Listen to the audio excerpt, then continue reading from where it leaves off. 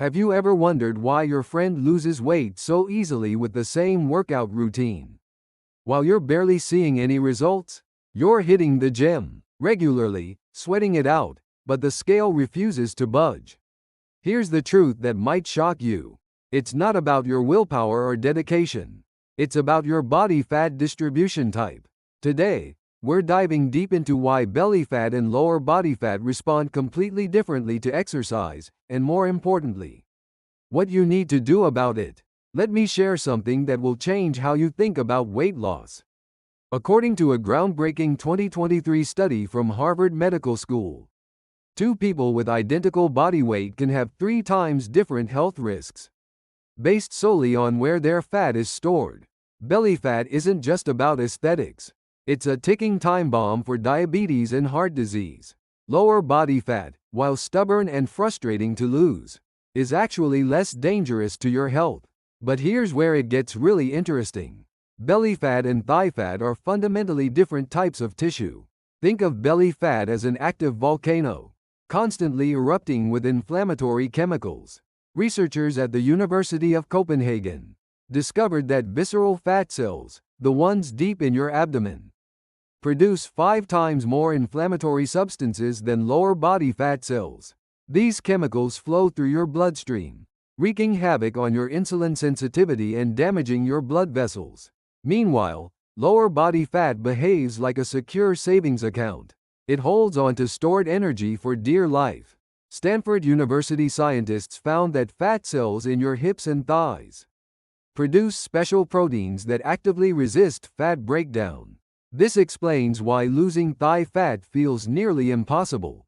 However, this stubborn fat actually protects your cardiovascular health and is closely linked to female hormones. Now let's talk about what really matters: exercise results. A massive study at Johns Hopkins University followed 150 obese participants through identical workout programs. The results were eye-opening. The belly fat group lost an average of 9.5 pounds in just 1 month with cardio alone. Their visceral fat decreased by 15%. Why such dramatic results? Belly fat cells are packed with beta receptors that respond rapidly to adrenaline released during exercise. Simply put, belly fat listens to exercise signals. The lower body fat group? Same workout routine, but only 6.2 pounds lost. Hip and thigh measurements barely change. Frustrating, right? But wait, when researchers added resistance training, specifically targeting the lower body, everything changed. After 3 months, the resistance training group lost an average of 2.4 inches from their thighs and 7% body fat. That's more than double the cardio-only group. Here's why this happens. Lower body fat has more alpha receptors that slow down fat breakdown. But resistance training increases muscle mass, which boosts your metabolism and improves blood flow to surrounding fat tissue. Yale University researchers discovered that lower body strength training can increase fat burning enzyme activity by 380% in those areas. Hold on, because I need to bust a major myth right now. If you have belly fat, doing endless crunches won't flatten your stomach. Spot reduction is impossible. A University of California study had participants do abdominal exercises daily for 6 weeks. Their belly fat barely decreased. Meanwhile, the group doing full-body cardio lost significantly more abdominal fat. So what's the optimal strategy for each body type? For belly fat, moderate to high-intensity cardio is your best friend. Interval training shows exceptional results.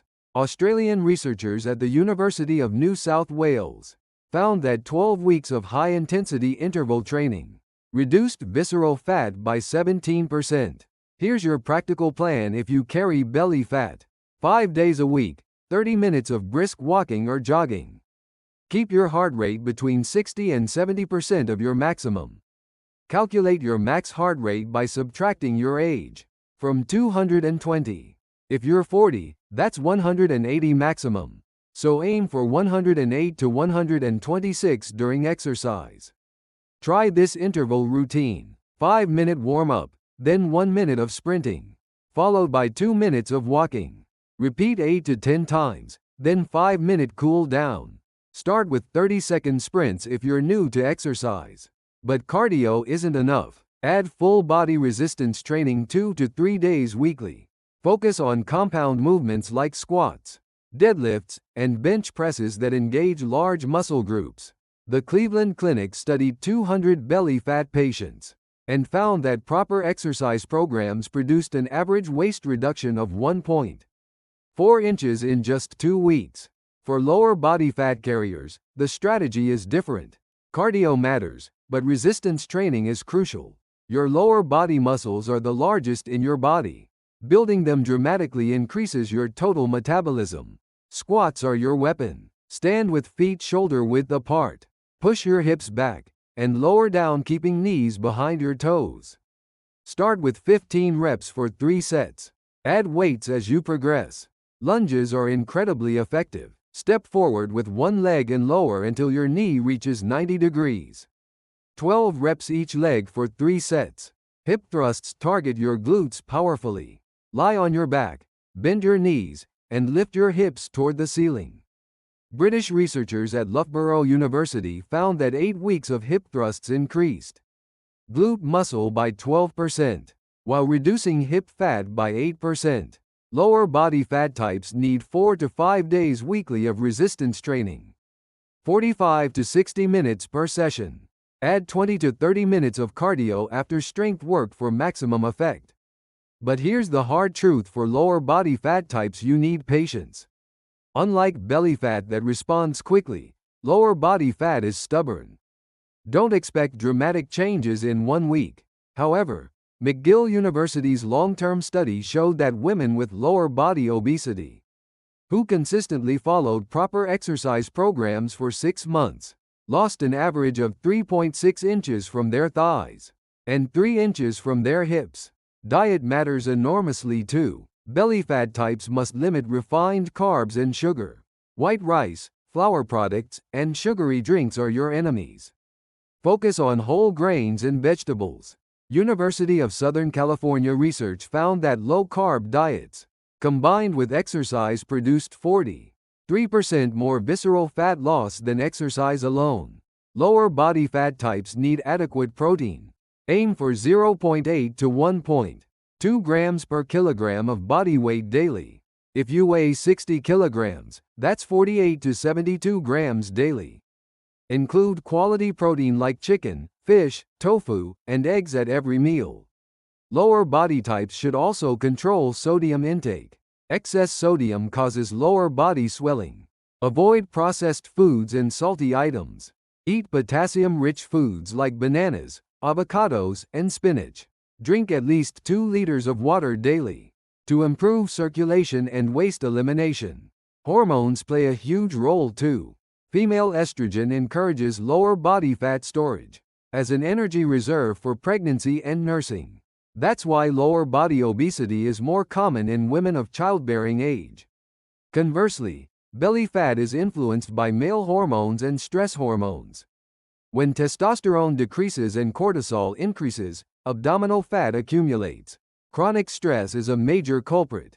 University of California, San Francisco researchers found that high-stress individuals gained more belly fat, even with identical calorie intake.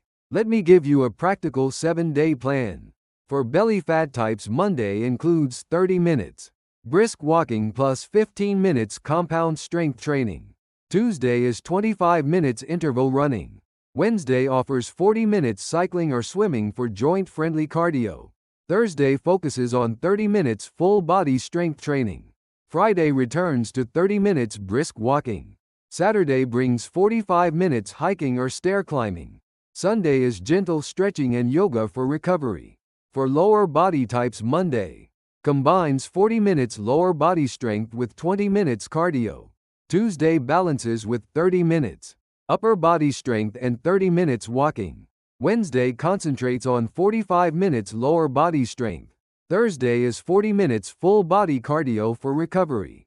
Friday returns to 40 minutes lower body strength and 20 minutes cycling. Saturday mixes 30 minutes hip-focused strength with 30 minutes swimming. Sunday is stretching and foam rolling for muscle recovery. Critical warnings: excessive exercise backfires. If you're new to working out, starting too intensely risks injury. Stop immediately if you feel joint or muscle pain. Those with underlying conditions must consult doctors before starting. You can do this. Countless people have succeeded, and you can be one of them. Trust yourself. Your body is stronger and more adaptable than you think. With the right approach and consistency, you'll definitely achieve your desired results. If this video helped you, please hit that like button and subscribe with notifications on. I'm cheering for your healthy transformation. See you in the next video with more valuable health information. Stay healthy and happy. Thank you.